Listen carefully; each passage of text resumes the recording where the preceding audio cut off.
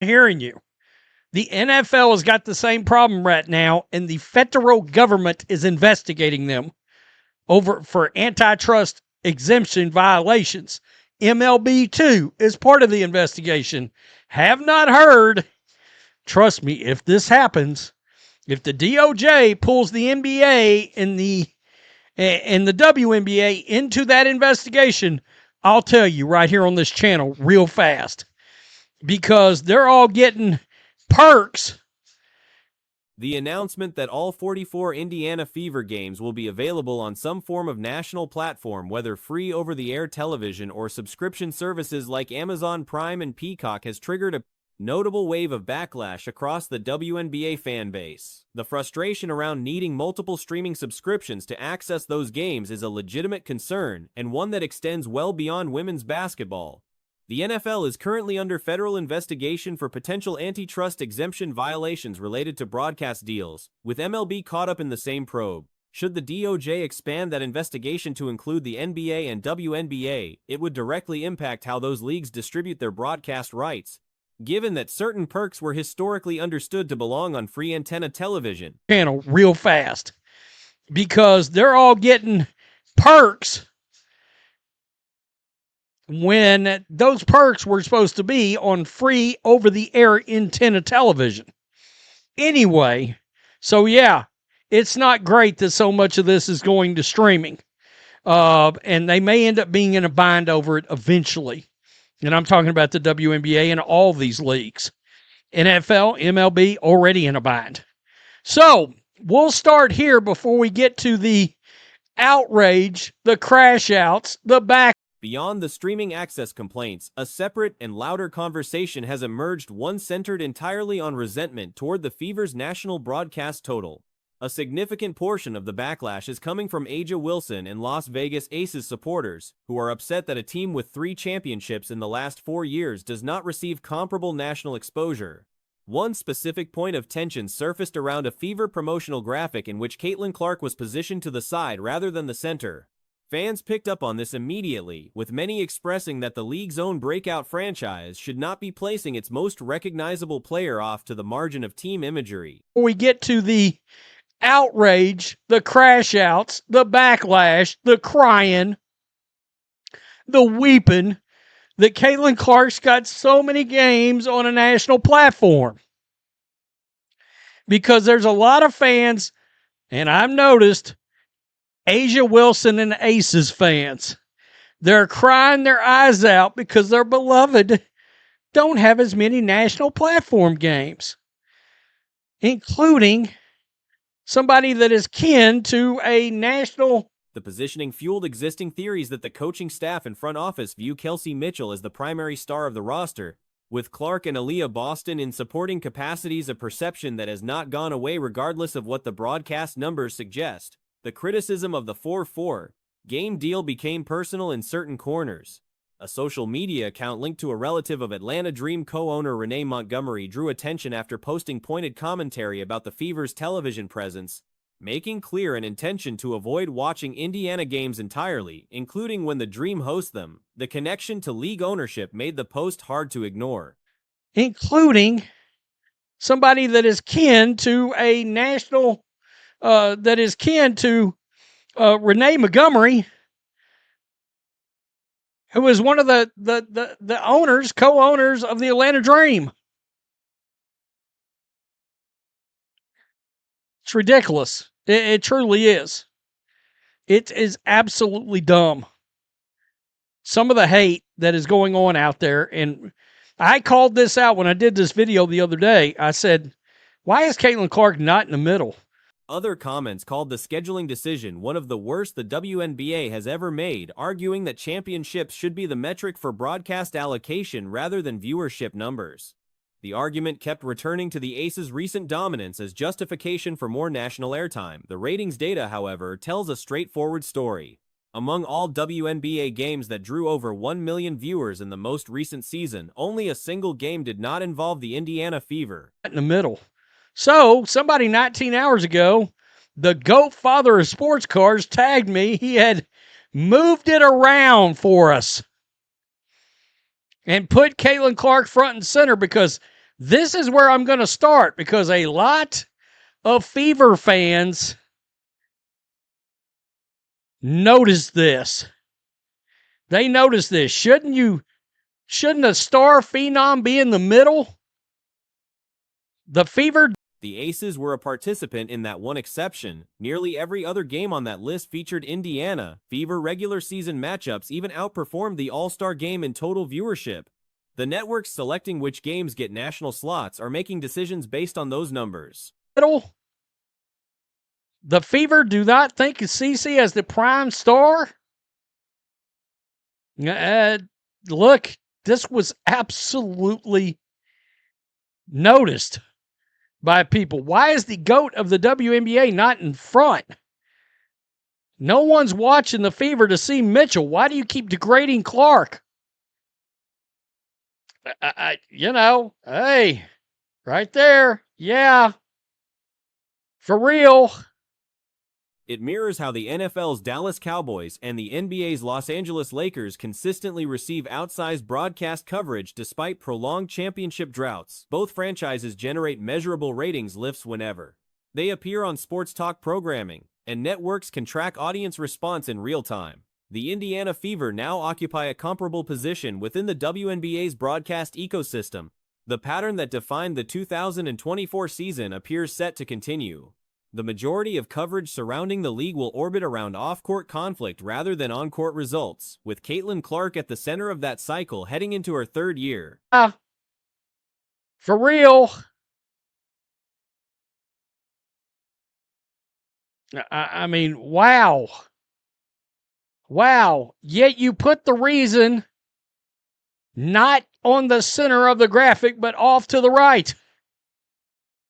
Why do you have the most popular female player on the background? She should be in the center of the photo, but she's not because she's white and you guys are anti-Caucasian racist. Whoa!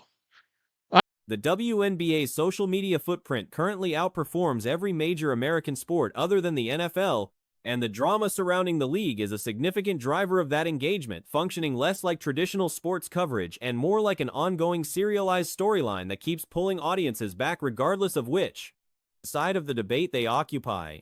Training camp footage from the Indiana Fever has been notably guarded this preseason. The organization is showing very little compared to 12 months ago, when full offensive and defensive scheme breakdowns were essentially available to anyone watching closely. This year, glimpses of defensive work have surfaced here and there, with reports that Pasa has looked strong, but the level of transparency is nowhere close to what it was. Because she's white and you guys are anti-Caucasian racist. Whoa! I mean, mad. Mad. Yet you put CeCe in the background, not front and center. What the F is wrong with you? This doesn't happen without Caitlin. Period. I mean, just pointed out that a lot of you guys noticed this graphic from the Fever. I said the other day during my video, I believe this is how Caitlin Clark, That has been a running conversation among those following the team closely. One segment that did circulate came from Chloe Peterson's live stream coverage, a shooting drill featuring Caitlin Clark, Sophie Cunningham, Kelsey Mitchell, and Walker Kimbrough, in which the group barely missed over a 5-minute stretch. The combination is worth noting. Sophie Cunningham led the entire league in true shooting percentage last season. They're very much, like, just showing off little bits of their defense. That being said, apparently Passat looks great, but you have got training camp. Obviously, Cheryl Miller rocks up today, which we've already talked about, but Caitlin Clark, the shot's looking good. I have to say. Apparently, there was a group and it was like Caitlin.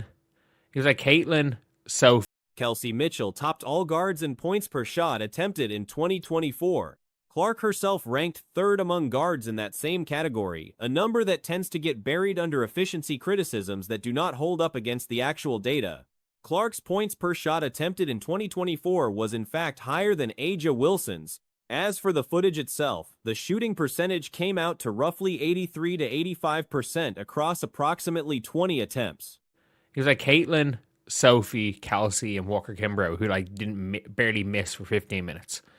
And in fairness, again, you've got Caitlin, you've got Sophie, who led the league in true shooting percentage. You have Kelsey Mitchell, who for guards in 2024 led the league in points per shot attempted. Ironically, Caitlin Clark was third in guards in points per shot attempted, which is hilarious. People are like, she's inefficient. She had, I'm pretty sure in 2024. That is exactly where it should be in this context. Open gym warm-up settings where players are spread across multiple baskets without defensive pressure typically produce numbers in the 85 to 90% range for players at this level. A structured training camp drill of this nature sits a step below that. 80% is a reasonable benchmark, and Clark landed right around there. She missed 2 shots, one of them a sidestep 3 moving left, which is actually one of her more natural release points. She had, I'm pretty sure in 2024, she had a higher points per shot attempted than Aja Wilson, which is mad. But yeah, sorry about that. Sorry if you're a headphone user here. But you can see here, when it comes to rhythm, Caitlin is getting, like, she's getting reps up. And look, you are expecting, in this type of a setting, her to shoot 80%. And a lot of people say, oh, maybe she should shoot 90. It's very different in an open gym where there's people shooting on a whole different. She also connected on a version going right, which is a useful addition to the arsenal. The mid-range floater and push shot that appeared in the clip were shots she introduced with regularity following the Olympic break in 2024, and the post-fade, a shot she leaned on heavily during her Iowa career, also showed up. The mechanics looked smooth throughout. There was no visible tension or force quality to the release, which matters more than the percentage in isolation. 90. It's very different in an open gym where there's people shooting on a whole load of baskets in a completely open gym. But you are still expecting her to shoot 80% minimum. Like, that is her first miss on like a sidestep 3 where she was going left, which is kind of her shot. She did hit one going right, which I like. But we saw it in, that's kind of a floater push mid-range shot. We saw her come out with a bunch of them post Olympic break in 2024. But it is good. We saw in the Olympics, Caitlin was going to her post fade, which was a big shot she took at Iowa. In certain earlier workout clips from the offseason, there was a detectable urgency to her shot, the ball leaving her hands a touch hard regardless of the situation. None of that was present here. The rhythm was clean and the motion was relaxed, which is what training camp footage should ideally reflect. The reaction to this particular clip was notably measured compared to some earlier viral moments, including a dribbling drill where Clark was working with 2 basketballs simultaneously. It was genuinely a big shot. And we're seeing here again, we're watching her shoot, and she's shooting what you would want to see. It is what you would want to see from a pro when it comes down to their warm-up routine. You want to see them shooting 75, 80. You want to see them shooting probably 90 in an open gym, 80 in these type of situations is fine. As just an early warm-up. Maybe you want to see. The dribbling clip drew disproportionate responses, claiming it was a skill unique to Clark. The reality is that any professional guard at any level of the professional game should be able to execute that drill. The bar for what constitutes a remarkable skill demonstration was set oddly low in that instance. Looking ahead to the season, the projection for Clark's three-point shooting settles somewhere in the 36 to 37% range. As just an early warm-up. Maybe you want to see 75% in the pregame because you want the reps to be kind of more game reps. Especially in just pregame kind of catch and shoot. I remember watching Sabrina before. I remember being shocked at how poorly Sabrina shot before game 3 of the finals in 2024. And then she went on to hit the game winner from 30 foot. I was courtside, in fact, at that game. But yeah, it was a pretty big one. But in terms of Caitlin shooting, her rookie season produced 34%. The year following came in higher on three-point percentage, but came with alarming two-point numbers. She shot in the low to mid 40s from inside the arc, which was significantly below what her shot selection would suggest is sustainable. A partial regression toward her Iowa-era efficiency, combined with cleaner decision-making, is the realistic outcome. But in terms of Caitlin shooting, this is where you want to see her. Like, if she didn't miss a shot for this entire thing, I would say, oh yeah, that's impressive. She missed 2. She missed 2 of maybe 30-ish shots she took. And you're kind of, that's what you're hoping for. That is just what you're hoping for. This is shooting drill should be shown every time, continuous footage, different shots, real makes and misses, not a bunch of clips added together.